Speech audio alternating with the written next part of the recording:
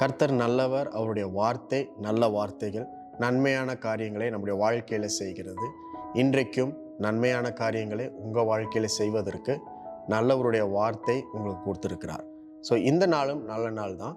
இந்த நாளில் நீங்கள் சோர்ந்து போயிருந்தீங்கன்னா, இந்த நாளில் நீங்கள் கவலையாக இருந்தீங்கன்னா, கர்த்தருடைய வார்த்தை உங்களை தேற்றும், உங்களை வழி நடத்தும். நீதிமொழிகள் 23ஆம் அதிகாரம் 7ஆம் வசனத்தில் இப்படி படிக்கிறோம். அவன் இருதயத்தின் நினைவு எப்படியோ அப்படியே அவன் இருக்கிறான். புசியும் பானம் பண்ணும் என்று அவன் உன்னோடே சொன்னாலும் அவன் இருதயம் உன்னோடே இராது. நம்ம இந்த வசனத்தில் என்ன படித்தோம்னா, அவன் இருதயத்தின் நினைவு எப்படியோ அப்படியே அவன் இருக்கிறான். அப்போ இன்னைக்கு ரைட் திங்கிங் அப்படின்ற காரியத்தை குறித்து உங்களுக்கு நான் சொல்லுகிறேன். சரியான சிந்தனை எப்படி இருக்கிறதோ அப்படிதான் ஒரு மனிதன் இருக்கிறான். நம்முடைய செயல்களுக்கெல்லாம் ராஜா யாருன்னா நம்முடைய சிந்தனை தான் செயல்களுக்கு ராஜா. ஒரு காரியத்தை நம்ம செய்யணும் அப்படின்னா அதற்கு முன்பதாக அதை பற்றி சிந்தித்திருப்போம். அதுதான் செயலாக மாறுகிறது. யாருமே எதையும் யோசிக்காம சிந்திக்காம செய்ய முடியாது, செயலாக்க முடியாது. பல பேர் சொல்றதை நீங்க கேட்டிருப்பீங்க, தெரியாம செஞ்சுட்டேன், யோசிக்காம செஞ்சுட்டேன் அப்படின்பாங்க. கண்டிப்பா அப்படி இருக்காது. அவங்களுடைய ஆழ் மனதுல, சப்கான்ஷியஸ்ல ஏதோ ஒரு சிந்தனை அதை குறித்து இருந்துட்டே இருந்திருக்கும், நினைவு இருந்துட்டே இருந்திருக்கும், இருதயத்தில் அப்படிப்பட்ட யோசனை இருந்துட்டே இருந்திருக்கும். அதுதான் பிற்காலத்தில் ஏதோ ஒரு விதத்தில் செயலாக வெளிப்பட்டிருக்கும். whatever we do it's because we have thought about it. நம்முடைய செயல்கள் சிந்தனைகளோடு நேரடியாக இணைக்கப்பட்டுள்ளது. our actions are directly linked to our thoughts. அப்போ தவறான சிந்தனை, நெகட்டிவ் திங்கிங் நெகட்டிவ் லைஃப் நம்மளுக்கு தரும், தவறான வாழ்க்கையை தரும், தவறான ஜீவிதத்தை, வாழ்க்கை முறையை தரும். நெகட்டிவ் திங்கிங், பாதகமாக யோசிப்பது, பாதகமான சிந்தனை. ஆனால் நம்ம வசனத்தை படிக்கிறதுனால ஒரு காரியம் நம்மளுக்கு தெரிஞ்சிருக்கணும். அது என்னன்னா, புதிதாக்கப்பட்ட மனம் நம்மளுக்கு தேவை, புதிதாக்கப்பட்ட சிந்தனை நம்மளுக்கு தேவை.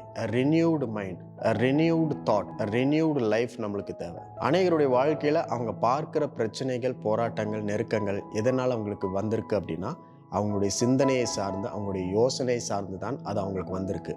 ஏனென்றால் சிந்தனை ஒரு மனிதனை சிறைப்பிடிக்கும். நல்ல சிந்தனையாக இருந்தால் நல்ல விதமான சிறைப்பிடிக்கும். கெட்ட சிந்தனையாக, தவறான சிந்தனையாக இருந்தால் தவறான விதத்தில் அது நம்மை சிறைப்பிடிக்கும், ஒரு மனிதனை சிறைப்பிடிக்கும். ஆனால் ஒரு நல்ல காரியம் என்னன்னா, நீங்களும் நானும் இயேசு கிறிஸ்துவை பின்பற்றுறதுனால அப்படிப்பட்ட தவறான சிறையிருப்பில் நம்ம மாட்டி தவிக்கணும்னு அவசியம் கிடையாது. ஏனென்றால் நல்லதை சிந்திக்க, சிறந்ததை சிந்திக்க, ஆக்கப்பூர்வமானதை சிந்திக்க, மேன்மையானதை சிந்திக்க, நன்மையான காரியங்களை சிந்திப்பதற்கு தேவன் தம்முடைய வார்த்தைகளை நம்மளுக்கு தந்திருக்கிறார். பொதுவாக நம்ம எதை சிந்திப்போம் அப்படின்னா, எதை கேட்கிறோமோ, எதை படிக்கிறோமோ அதைத்தான் சிந்திப்போம். யாராவது 4 பேர் தப்பான விஷயங்களை சொல்லிட்டா அதுதான் நம்ம மனதில் யோசிச்சுட்டே இருப்போம். தவறான காரியங்களை நம்ம நியூஸ் பேப்பரில் படிச்சிட்டோம்னா அதவே தான் யோசிச்சுட்டே இருப்போம். ஆனால் நீங்களும் நானும் படிப்பதற்கும் கேட்பதற்கும் தேவன் தம்முடைய வார்த்தைகளையே கொடுத்துருக்கிறார். அதை நீங்கள் படிச்சுட்டு அதை நீங்கள் கேட்டுகிட்டே இருக்கும் பொழுது உங்களுடைய சிந்தனை சரியானவற்றை சிந்திக்கும், உங்களுடைய மனம் சரியானவற்றை யோசிக்கும், பாதகமானதை அல்ல சாதகமான காரியங்களை யோசிக்கும். அப்பொழுது தேவன் உங்கள் மனதை சிறைப்பிடிக்கிறார். தேவனுடைய நன்மைகளும் கிருபைகளும் உங்களுடைய மனதை சிறைப்பிடிக்கிறது. தவறான காரியங்கள் உங்கள் வாழ்க்கையில் நேரிடாது. கெடுதலுக்கான எந்த விஷயமும் உங்கள் வாழ்க்கையில் நீங்கள் பார்க்க மாட்டீங்க. ஆகவே சரியான சிந்தனை நம்மளுக்கு தேவை. We need right thinking. Only when you have right thinking, you can have right belief.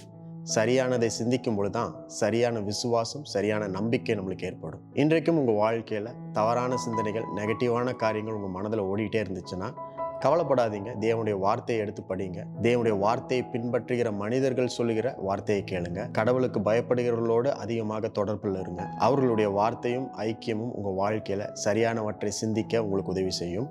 எல்லாவற்றுக்கும் மேலாக தேவ வார்த்தை உங்களை சரியான சிந்தனைக்கு உட்படுத்தி சரியான காரியங்களை யோசித்து தேவன் விரும்பும் சிறப்பானதை உங்கள் வாழ்க்கையில் நீங்கள் பெற்றுக்கொள்ளும்படிக்கு உங்களை வழி நடத்தும். இன்றைக்கும் சிறப்பானதை பெற்றுக்கொள்ளுங்கள். தேவ கிருபையும் தேவ அன்பையும் இன்றைக்கு நீங்கள் அனுபவியுங்கள். இந்த நாள் உங்களுடைய நாள், அற்புதத்தின் நாள், தேவனுடைய கிருபையும் தயவும் பெற்றுக்கொள்ளுகிற நாள்.